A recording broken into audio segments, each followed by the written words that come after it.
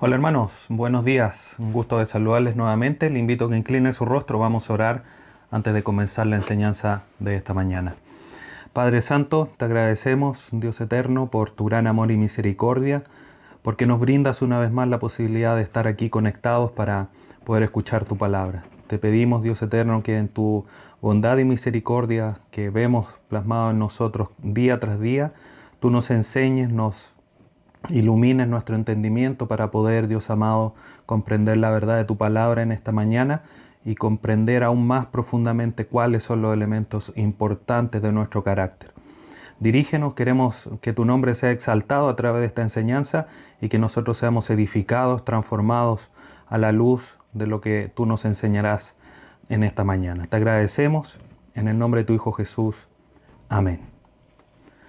Bien, hermanos, les invito a que abra su Biblia en la primera carta de Pablo a la iglesia en Corinto, en el capítulo 3.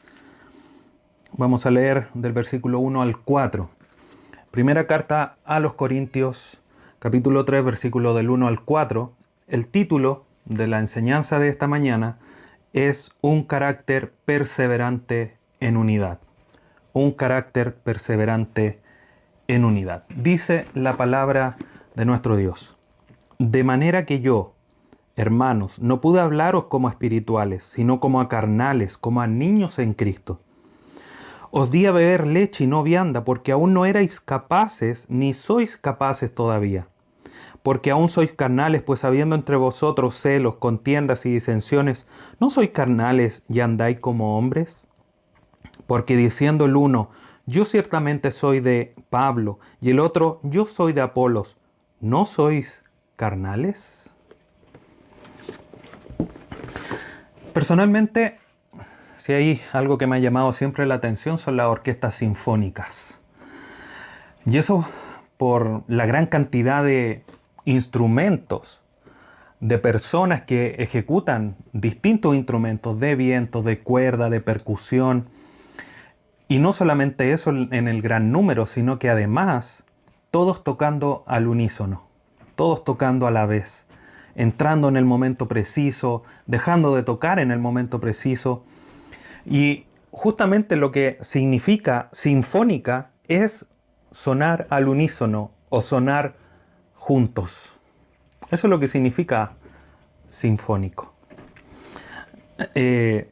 Pero también cuando estaba estudiando y meditando en la realidad de sonar al unísono, recuerdo aquel capítulo del Chavo del Ocho, aunque puede sonar quizá un poco extraño, pero aquel capítulo donde la Chilindrina tocaba una pieza musical, Kiko tocaba otra pieza musical y el Chavo tocaba otra cosa completamente distinta. Todos tocando un instrumento y sonaba, si uno se recuerda de Don Ramón, cómo trataba de, a través de tapones en sus oídos, la almohada y distintas situaciones, no sentir ese sonido terrible que se generaba a estos tres niños tocar distintas piezas musicales en instrumentos que no tenían mucho razón de ser el uno con el otro. Y era un sonido que finalmente era terrible. Y como decía, así se manifestaba a través de los gestos y de cómo Don Ramón sufría esa situación. Entonces, haciendo esta comparación entre la realidad de una orquesta sinfónica donde vemos una majestuosidad, un sonido que es agradable al oído, y esta otra realidad de la relación del Chavo del Ocho tocando todos piezas musicales distintas con sonidos que no estaban uno de acuerdo al otro. Vemos que son obviamente situaciones completamente opuestas la una con el otra. Y más allá de lo gracioso que nos puede resultar el tema del Chavo del Ocho, es obviamente la música bien coordinada como la de una orquesta sinfónica la que nos suena agradable a nuestros oídos. La que es agradable incluso de ver cómo todos se mueven hasta de la misma manera. Y uno de los elementos a raíz de justamente de esta ilustración en nuestra mente, uno de los elementos que debe caracterizarnos a nosotros como hijos de Dios es justamente el sonar al unísono, sonar todos juntos. que todos estemos viviendo de la misma manera, en un sentir, en el mismo espíritu, tal cual como si fuésemos una orquesta sinfónica, todos sonando al mismo tiempo, en el momento preciso. Y no solamente tiene que ser una característica pasiva en el sentido de que sonemos al unísono, sino que tiene que ser una actitud activa en el sentido de que nosotros debemos de esforzarnos en buscar sonar todos al unísono. Debemos de esforzarnos en ser, como dice el título, perseverantes en unidad, al unísono, al mismo tiempo. Y esto obviamente, queridos hermanos, está íntimamente relacionado con el resto de los elementos del carácter cristiano que hemos estudiado: la obediencia, la humildad, la fe, la autodisciplina, por nombrar algunos de todos los que hemos estudiado. Incluso, yendo un poco más allá, con los mandatos los unos a los otros que hemos estado estudiando en nuestros estudios bíblicos del día miércoles. Todo eso, nuestro carácter, los mandatos que Dios nos ha dejado, nos dejan una clara dirección a que nosotros debemos esforzarnos, perseverar en sonar al unísono, en perseverar en unidad tal cual lo hace una orquesta sinfónica. Ahora, con esa ilustración en nuestra mente, vamos a tratar de comprender un poquitito más allá qué es lo que es perseverar en unidad. El diccionario de la lengua española, que ya es un conocido para ustedes, lo hemos estado ocupando a lo largo de toda esta serie, define perseverar como mantener algo por largo tiempo, obviamente desde el punto de comienzo, ya sea una actitud o una opinión. Eso es perseverar, mantener algo por mucho tiempo. Ahora, unidad, la Academia de la Lengua Española lo define como unión o conformidad, estar de acuerdo, en concordia en algo, estar unidos, ya estar ahí de acuerdo en algo. Por lo tanto, nosotros si a la luz de estas dos definiciones definimos la frase perseverar en unidad, podríamos definirla como mantener por largo tiempo la unión o el acuerdo. Eso sería una definición sencilla y básica de lo que es perseverar en la unidad. Mantener por largo tiempo la unión o el acuerdo. Ahora, si nosotros nos vamos de alguna manera a una dirección más bíblica del significado de lo que es perseverar en unidad, debemos recordar primero que esto es un llamado. Es un llamado a preservar, a perseverar en la unidad. Y si vamos a Efesios 4, dejamos ahí una marca en la primera carta a los Corintios, ya vamos a volver a estudiar el pasaje que hemos leído. Pero si vamos a la carta a los Efesios, una carta que ya hemos estudiado y que nuevamente le hago la invitación a que puedan reestudiar, reescuchar esas enseñanzas, están disponibles en nuestro canal de YouTube, en nuestra página web. Ya hemos estudiado este pasaje, pero hoy día lo vamos a leer porque nos ayuda a comprender la realidad de perseverar en unidad, de poder comprender un poquitito más bíblicamente lo que significa o lo que la Biblia nos demanda en cuanto a perseverar en la unidad. Efesios 4 del 1 al 6 dice lo siguiente: Yo pues, preso en el Señor, dice Pablo, os ruego que andéis como es digno de la vocación con que fuisteis llamados. Haciendo un pequeño recordatorio antes de continuar. Todo lo que ahora comienza a decir del capítulo 4 en adelante está en función de toda la teoría, toda la teología que demostró Pablo en los primeros 3 capítulos. Entonces, en razón de eso, yo pues preso en el Señor os ruego, en razón de todo el peso de lo que Dios ha hecho, mostrado en los primeros 3 capítulos, os ruego que andéis como es digno de la vocación con que fuisteis llamados, con toda humildad y mansedumbre, soportándoos con paciencia los unos a los otros en amor. Versículo 3. Solícitos en guardar la unidad del Espíritu en el vínculo de la paz. Ahí está. Solícitos, o sea, ser proactivos, ser no pasivos, no esperar que la unidad se dé, sino que luchar, activar en favor de mantener la unidad del Espíritu Santo. Versículo 4. Un cuerpo, un espíritu, como fuisteis también llamados por una misma esperanza de nuestra vocación, un Señor, una fe, un bautismo, un Dios y Padre de todos, el cual es sobre todos y por todos y en todos.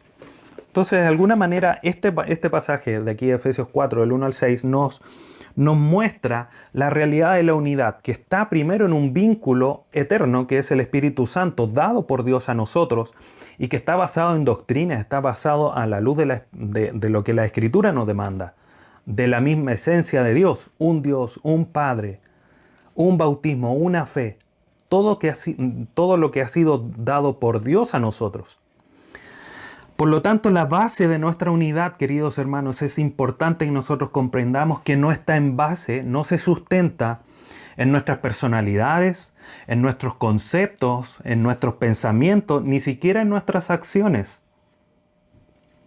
La unidad nuestra, el sustento de nuestra unidad se encuentra en base a la realidad del Espíritu Santo que mora en ti y mora en mí. El versículo 3 de aquí de Efesios 4 es claro: solícitos en guardar la unidad del Espíritu en el vínculo de la paz. Eso es lo que nos demanda Dios. Nos ha dado el Espíritu Santo, quien nos ha sellado, nos ha asegurado la herencia, Efesios capítulo 1, y en ese vínculo, en esa realidad espiritual que está dentro de nosotros, esa bendición espiritual, es donde se basa nuestra unidad, en el Espíritu Santo. Y es esa realidad del Espíritu Santo en nosotros la que debe condicionar nuestras acciones en nuestra vida para mantenernos en unidad. No es otra cosa.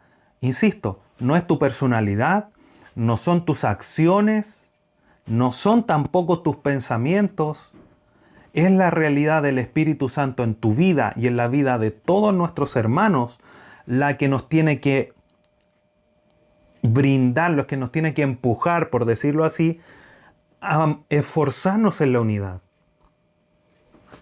Filipenses 1:27 dice lo siguiente: solamente que os comportéis como es digno del Evangelio, para que sea que vaya a veros, dice Pablo a los de Filipo, o que esté ausente, oiga de vosotros que estáis firmes en un mismo espíritu, combatiendo unánimes por la fe del Evangelio.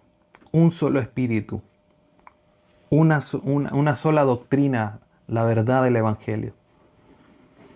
Y eso es lo que nos tiene que caracterizar. Y bien dice aquí: oiga de vosotros que estáis firmes, combatiendo unánimes. Ahí obviamente realza aquí Pablo en Filipenses 1:27 la realidad de que esto no es pasivo, no es algo que nosotros nos sentemos y esperemos que se dé, sino que tengo que luchar. Y dentro de esa lucha está la humildad, el negarnos a nosotros mismos, en ver que el otro, considerar al otro mayor que a mí mismo, uno de los mandatos los unos a los otros, considerar a los demás como mejores a nosotros. Son bases, son cosas que quizás son poco relevantes, pero que si nosotros vamos sumando, hacen una base muy fuerte para que nosotros trabajemos como un solo cuerpo, como debe ser. Aquí hay una sola cabeza que es Cristo, todos los demás somos cuerpo. Y como cuerpo tenemos que trabajar de manera unida. Un cuerpo que no trabaja de manera unida es un cuerpo que está enfermo. Y ahí las razones, los factores que eso sea así son muchos, y parte de eso es nuestra vida pecaminosa, poca madura, como vamos a ir analizando en el pasaje, la primera carta a los Corintios. Cito a John MacArthur en una cita a uno de sus libros en base a la unidad. Él dice lo siguiente: no es una unidad basada en la experiencia, sino la unidad de una vida eterna común de la cual participan todos los que creen la verdad de Dios, y que resulta en un solo cuerpo de Cristo para que todos participen en la misma medida de su vida. Dicho de otra manera, si tú tienes vida eterna, yo tengo vida eterna y todos nosotros como hermanos en la fe tenemos vida eterna, tenemos que experimentar la unidad, porque todos tenemos la misma vida. Vida que nos ha sido dada por Dios, por supuesto. Ahora, nos podríamos nosotros preguntar, ¿es importante o tan importante es la unidad entre los hermanos de Cristo? Y a lo mejor es una pregunta que fácilmente podemos responder, sí, obvio, es importante. Ahora, en la ejecución de la respuesta quizás no demostramos que sea tan importante en nuestra vida. Entonces, quiero, hermanos, que vayamos a el Evangelio por Juan, capítulo 17, antes de ir a la primera carta a los Corintios, y veamos esta realidad donde Jesucristo, a través de esta oración intercesora, manifiesta la importancia de la unidad que tiene que haber entre los que han creído en Él. Juan 17, versículos 20 al 23. Jesucristo orando justamente por la unidad. Mire lo que dice nuestro Señor Jesús. Juan 17, 20. Mas no ruega solamente por estos, sino también por todos, también por los que han de creer en mí por la palabra de ellos. Y para que todos sean uno, como tú, oh Padre, en mí y yo en ti, que también ellos sean uno en nosotros, para que el mundo crea que tú me enviaste. La gloria que me diste yo les he dado para que sean uno, así como nosotros somos uno. Yo en ellos y tú en mí, para que sean perfectos en unidad, para que el mundo conozca que tú me enviaste y que los que has amado a ellos como también a mí me has amado. John MacArthur comenta con respecto a este pasaje: los creyentes también permanecen unidos en la creencia común de la verdad que fue recibida en la palabra de Dios. Queridos hermanos, es la palabra, es la realidad de Jesucristo en nosotros a través del Espíritu Santo que nosotros debemos comprender, que debemos ir caminando en la dirección de la perfección de la unidad. Versículo 23, yo en ellos y tú en mí, para que sean perfectos en unidad. Es un proceso. Y ya vamos a hablar del crecimiento respecto de nuestro carácter. Uno de los últimos temas que ya vamos a ir tocando. Y esta petición de nuestro Señor Jesucristo es maravillosa porque nos manifiesta lo que ya he comentado anteriormente. Que la unidad no está basada en lo que nosotros somos o hagamos. Está basada en la realidad espiritual en nosotros. Mire lo que dice el versículo 22. La gloria que me diste, yo les he dado para que sean uno, así como nosotros somos uno. Dios nos ha dado su gloria, siendo transformados de gloria en gloria, dice un pasaje de Pablo a la iglesia en Corinto. Transformados de gloria en gloria. Y es en base a esa gloria que Dios además nos demuestra a través de su palabra que debemos nosotros ir perfeccionándonos en unidad, cada día más unidos, más apegados. Entonces vemos claramente, queridos hermanos, aquí el Señor Jesús enseñándonos respecto de la unidad basada en lo que Él es en su esencia. Por tanto, insistiendo una vez más, nuestra unidad no está basada en nosotros, ya sea lo que somos o hagamos, sino que en lo que Él nos ha dado. Y si nos ha dado todas las bendiciones espirituales, Efesios 1, descendidas desde el mismo cielo, desde allá de lo alto, desde el trono de Dios. ¿Cómo es que nosotros estamos luchando en unidad? ¿Cómo estamos trabajando? ¿Cómo nos estamos esforzando para estar unidos? Y una pregunta aplicativa o de reflexión sería, cuando miras a tu hermano, ¿a quién estás mirando? ¿Estás considerando que Él costó la misma sangre de Cristo en la cruz? ¿Estás considerando que ese hermano tiene al Espíritu Santo dentro de su vida? Eso es lo que nos debe importar. Quizás Él no opina lo mismo en algunas cosas menos relevantes de las Escrituras. Pero debemos de considerar esa realidad primero. Eso es lo que pesa. Eso es lo que la Escritura nos demanda. Ahora, esto hay que ponerlo obviamente en un contexto. Esto no quiere decir que nosotros nos unamos con cualquiera que dice creer en el Señor Jesús.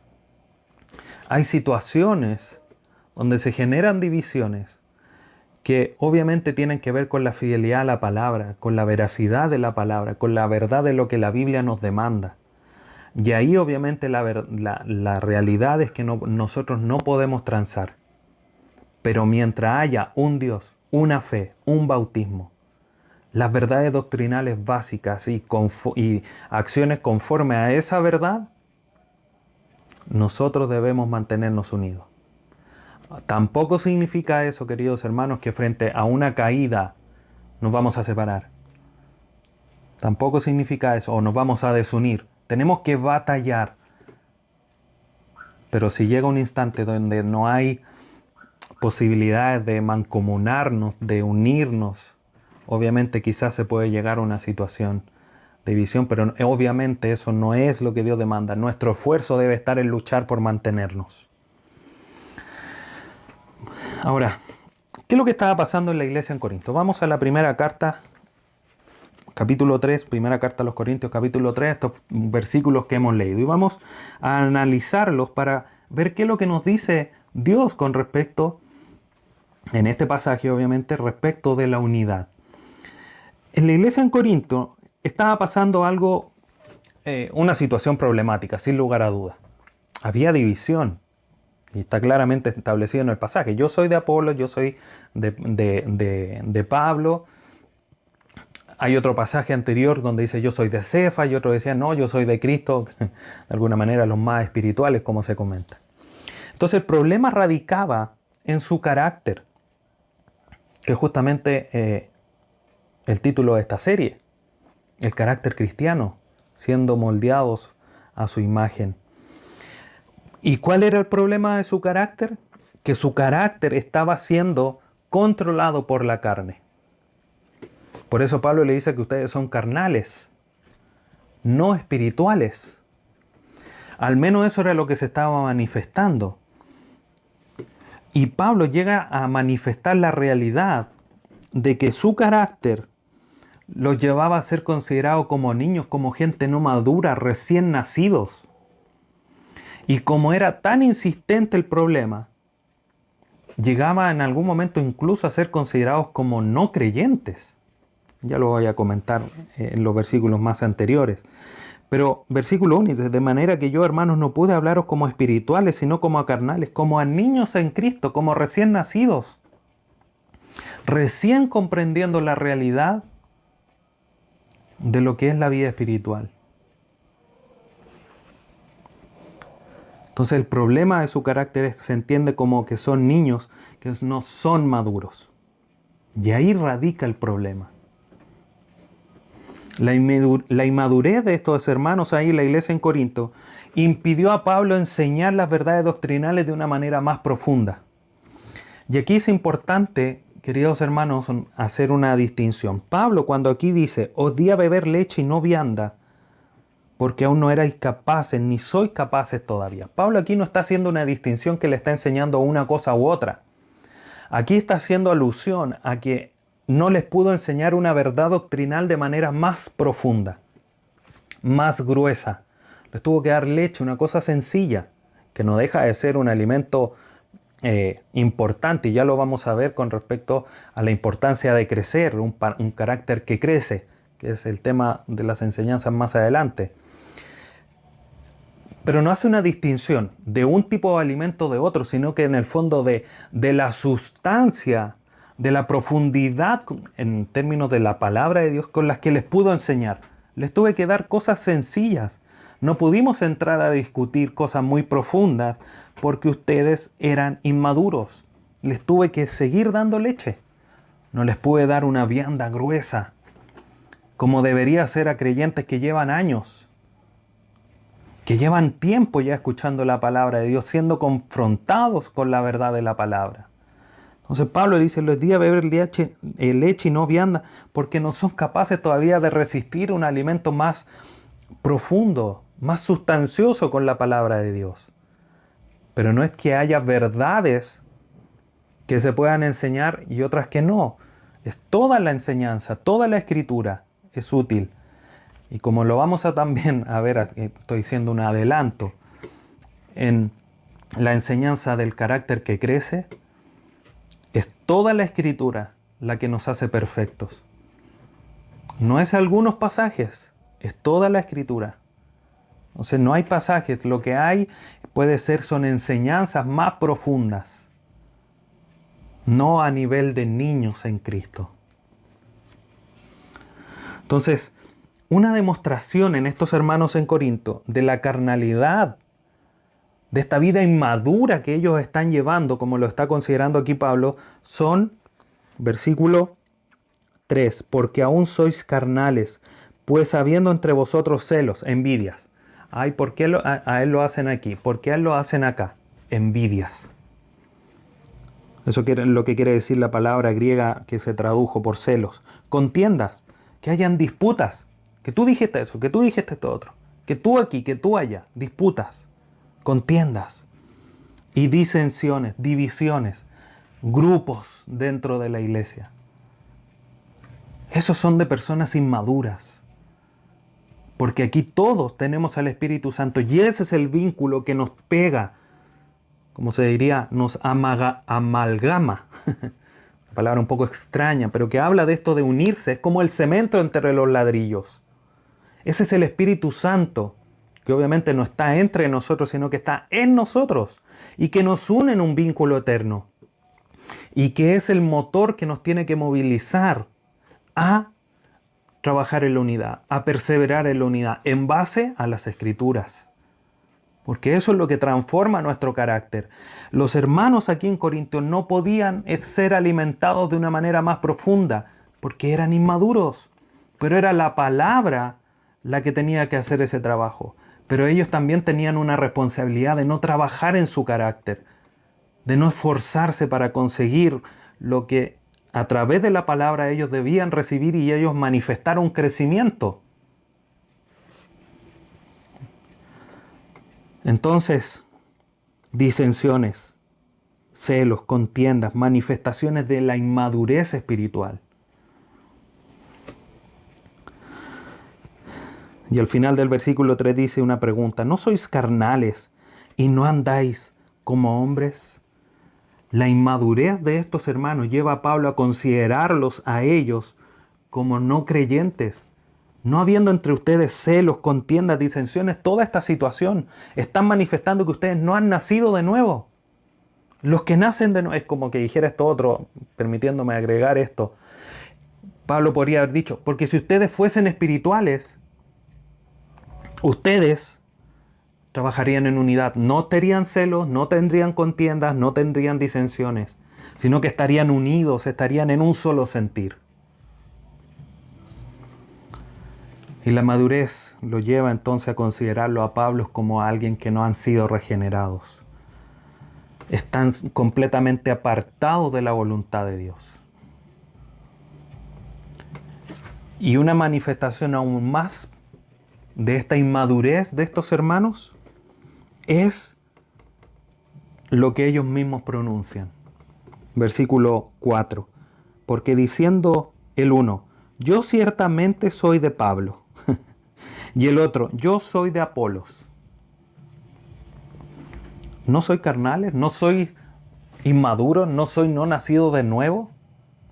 Y lo que Pablo aquí está agregando se manifiesta en los versículos posteriores de la realidad que debe estar en nosotros, en nuestra mente.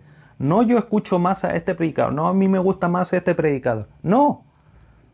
Todos somos de Dios. Kistemaker, un comentarista bíblico, comenta lo siguiente a la luz de este pasaje. Dice, su conducta diaria no los distingue de los que no tienen el Espíritu. Su andar en los caminos del hombre es lo contrario a lo que debería ser la vida de un creyente. Por eso Pablo llega a manifestar que ustedes no son carnales, no han nacido de nuevo. Entonces, del versículo 5 al 9, Pablo manifiesta, les enfoca la mirada.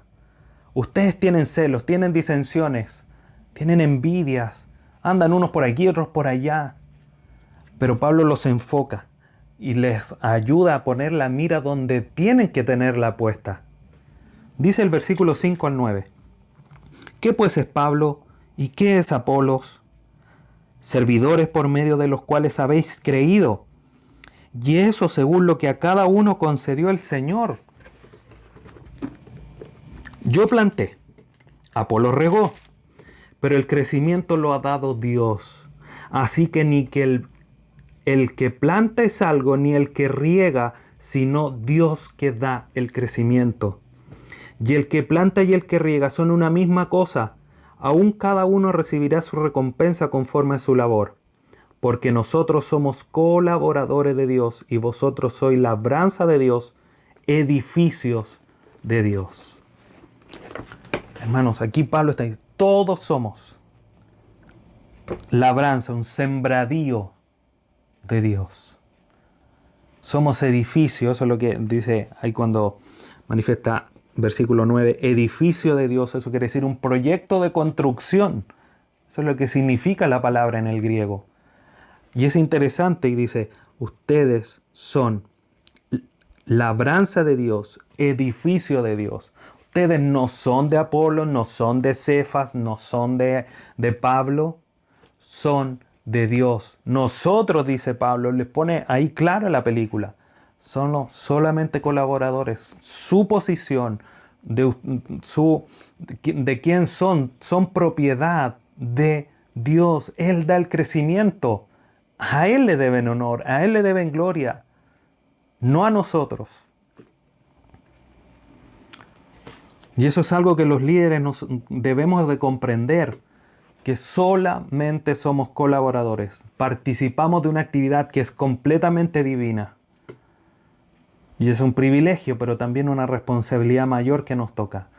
Pero aunque nos toque colaborar, como dice aquí, somos colaboradores de Dios, nuestra responsabilidad es mucho mayor. Es mayor por lo que nos toca enseñar.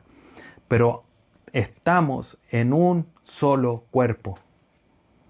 Nosotros no somos cabeza, hay una sola cabeza, y esa es Cristo. Todos los demás somos cuerpo, con distintas responsabilidades, con distintas funciones, pero todos somos de Dios. Y eso es lo que los hermanos en Corintio debían comprender. Todos somos de Dios. Romanos 14:8.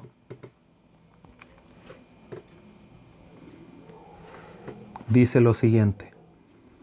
Pues si vivimos, para el Señor vivimos. Y si morimos, para el Señor morimos. Así pues, sea que vivamos o que muramos, del Señor somos.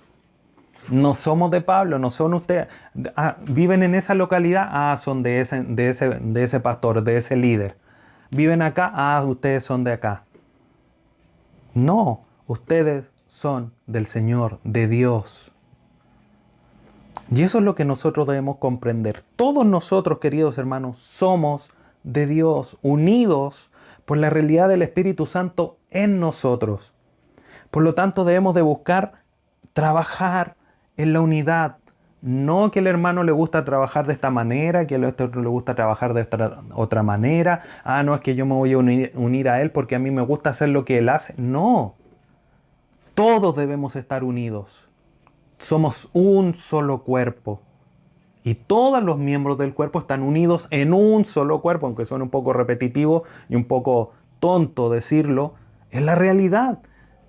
Por eso Pablo y las distintas enseñanzas que nos deja Dios a través de las cartas de Pablo, habla de esa realidad, de que somos un cuerpo. No varios, un cuerpo. Y esa es la realidad que nosotros debemos de comprender. Ahora, ¿qué debemos hacer con esta información, con esta realidad, con esta demanda o con este mandato de parte de Dios a nosotros en nuestro carácter de trabajar hacia la unidad? Lo primero que debemos hacer, o lo más importante que debemos hacer, es buscar unirnos entre todos, siempre manteniendo una unidad doctrinal, sujeta siempre a la voluntad de Dios. Eso es lo que tiene que estar en nuestra mente. Ese tiene que ser nuestra meta. Que todo lo que hagamos en unidad sea para la gloria de Dios. Y eso obviamente habla en lo general, porque toda la gloria va a ser para Dios cuando hagamos las cosas como Dios demanda, como Él dice que la hagamos. No a nuestra manera, a la manera que Dios demanda, a la manera que Dios nos dice que hagamos las cosas. En nuestro plan de lectura hemos visto cómo Moisés, Dios le dijo, haz esto, esto, esto. ¿Qué hizo Moisés? Esto, esto, esto. No otra cosa. Moisés no dijo, oye, si lo hacemos así, mejor quizás más rápido. No, tal cual como Dios se lo había dicho que hiciese. Los profetas, cuando hablaban, queda claramente manifiesto. Dios dice tal cosa. Y el profeta dijo lo mismo que Dios dijo. Tenemos el ejemplo ahí. Y nosotros muchas veces, cuando las escrituras nos dicen cualquier mandato, nosotros decimos, pero ¿y si lo hago así mejor? Siendo que hay un mandato claro establecido de parte de Dios. Hay cosas que obviamente la Biblia no es extensiva o clara en muchos mandamientos. Por ejemplo, me tengo que casar con esta niña, ningún pasaje dice fulanito se va a casar con fulanita. Pero sí hay parámetros que me indican si es correcto que yo me case con esa persona. Si es un creyente, si es alguien maduro, si ama al Señor, si busca la perseverancia en la unidad. Y eso me demuestra, me prende luz a decir, sí, esta parece que ser la persona indicada. Pero empezamos a, como se juega un poquitito, no, es que no es creyente, pero la voy a evangelizar cuando me case. Yo la voy a convertir, como si fuese una acción nuestra, y es una acción del Espíritu Santo. Nuestro mandato es casarnos con no es un mandato, pero es la indicación bíblica, no lo dice así con estas palabras, cásense con un creyente. Pero tenemos a lo largo de la Escritura una enseñanza clara de que un casamiento entre un creyente y un incrédulo es pecado y al creyente además no le conviene, porque lo van a desviar de la fe. Pero volviendo, nosotros, hermanos, debemos buscar mantener la unidad doctrinal y sujeta a la voluntad de Dios, para todo, para gloria de Dios. Un ejemplo, o dos ejemplos mejor dicho. Nosotros, tomando el ejemplo del inicio de la orquesta sinfónica y esta orquesta del Chavo, podemos estar presentando delante de los ojos de Dios mala música. En Hechos 9 tenemos el ejemplo de Ananías y Zafira, una historia que es conocida, pero dice Hechos 5:9. Y Pedro le dijo, ¿por qué convenisteis? ¿Por qué se unieron? ¿Por qué se pusieron de acuerdo en tentar al Espíritu del Señor? ¿Por qué hicieron eso? ¿Por qué se unieron, perseveraron en la unidad, en lo malo, en blasfemar en contra del Espíritu Santo, en pecar en contra del Espíritu Santo?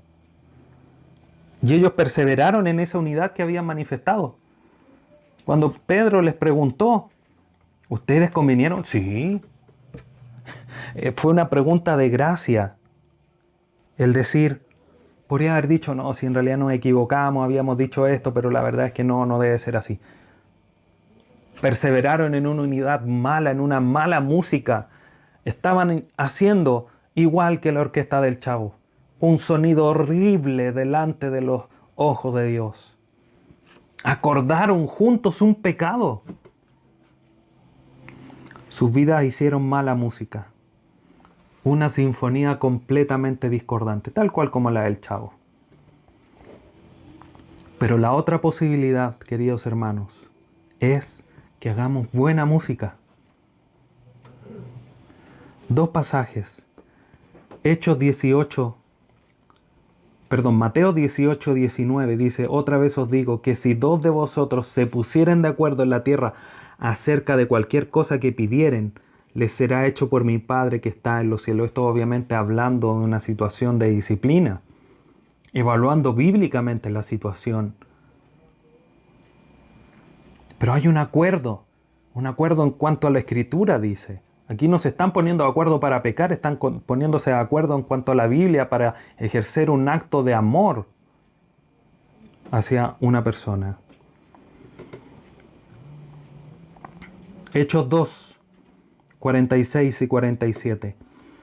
Miren lo que sucedía al inicio de la iglesia primitiva. Dice, y perseverando unánimes cada día en el templo y partiendo el pan en las casas, comían juntos con alegría y sencillez de corazón, alabando a Dios y teniendo favor con todo el pueblo. Y el Señor añadía cada día a la iglesia los que habían de ser salvos. Aquí en estos dos casos, en Mateo y en Hechos, hay una realidad de una unidad, de una perseverancia hacia buscar la gloria de Dios, la voluntad de Dios. Un acuerdo en justicia, un acuerdo en comunión, en alabanza a Dios. Esto es una sinfonía santa, una sinfonía que glorifica a nuestro Dios. Como lo podrían ser quizás las orquestas más famosas que hay en este momento, como la Orquesta Sinfónica de Londres o la de Chicago.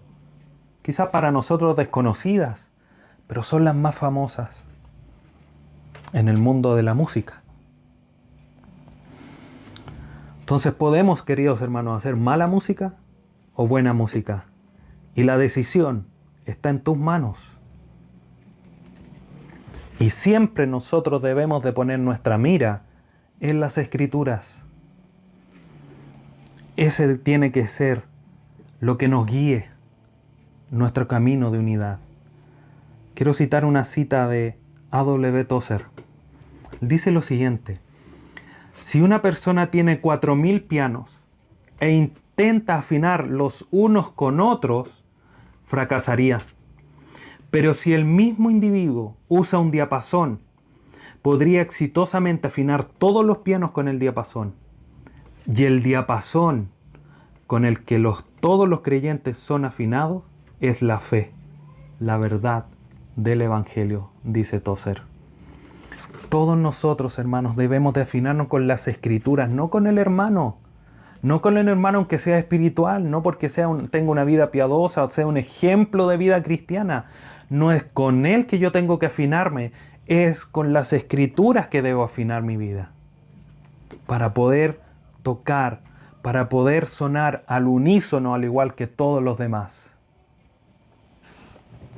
Entonces, teniendo en cuenta esto, hermanos, es que nosotros debemos de buscar crecer en nuestro carácter a la semejanza de nuestro Señor Jesús en unidad, siendo unos. Uno, tal cual como el Señor oró ahí en Juan 17. Él es nuestro ejemplo, el Cristo, a través de su palabra. Él es nuestra pauta, nuestra guía para forjar nuestro carácter. Insisto, no el hermano piadoso, no el hermano que tiene una buena vida. No, es la palabra, es Cristo nuestro ejemplo. Dios nos está forjando la estatura del varón perfecto que es Cristo. Nos está forjando la imagen de su Hijo Jesús para que Él sea el primogénito entre muchos hermanos. Mientras anhelemos, queridos hermanos, y trabajemos en concordancia ese anhelo al ser igual que Cristo, nuestra unidad se irá perfeccionando. Para que sean perfectos en unidad, oraba nuestro Señor. Para ir concluyendo, ¿cuánto de tu carácter ha cambiado después de todas las enseñanzas que hemos recibido, querido hermano? ¿Cuánto de ti ha muerto dando paso a la nueva criatura que somos en Cristo? Hemos hablado de la humildad, hemos hablado de la fe, del amor, de la valentía, de la fuerza, de la autodisciplina, por nombrar algunas. ¿Cuánto de eso ha cambiado de ti? ¿Eres más humilde? ¿Eres más obediente? ¿Tu carácter es más fuerte y valiente? ¿Has mejorado en tu autodisciplina? ¿Cuánto has logrado negar para que pueda madurar tu carácter y ser más semejante a Cristo? Si has luchado en esa dirección, nuestra unidad va en buen camino, porque estamos trabajando a ser semejantes a nuestro Señor Jesús. Entonces, querido hermano, considera como decía al inicio, que este elemento de unidad, de perseverar en unidad, solamente se va fortaleciendo, se va perfeccionando en la medida que nosotros vamos luchando el ser transformados en cada uno de los elementos que ya hemos mencionado y todos los que hemos estudiado, e incluso aquellos que por distintas razones no he mencionado y que aún pueden ser incluso parte de nuestro carácter. Entonces el llamado, queridos hermanos, el día de hoy es que sigamos luchando, sigamos trabajando arduamente para cambiar nuestro carácter en humildad, en fe, en autodisciplina y aún más ahora agregando la unidad, para que en todo esto sea glorificado el Señor. No olvidemos la palabra de nuestro Señor Jesucristo ahí en Juan 17. Permítanme leerlo ya para ir concluyendo. Porque la realidad de la unidad hace manifiesto que estamos en Cristo. ¿Cómo, pastor, es así? Así es. Para que todos sean uno, como tú, oh Padre, versículo 21 de Juan 17, como tú, oh Padre, en mí y yo en ti, que también ellos sean uno en nosotros, para que el mundo crea que tú me enviaste. Así de relevante es la unidad. Y siendo así de relevante la petición de nuestro Dios, es que nosotros debemos de luchar, debemos de perseverar en la unidad, demostrando que Dios es verdadero, que el Espíritu Santo está en nosotros. Y nosotros debemos mucho a trabajar arduamente en buscar moldearnos a la imagen de nuestro Señor Jesús. El Señor nos ayude, queridos hermanos. Tenemos una gran responsabilidad.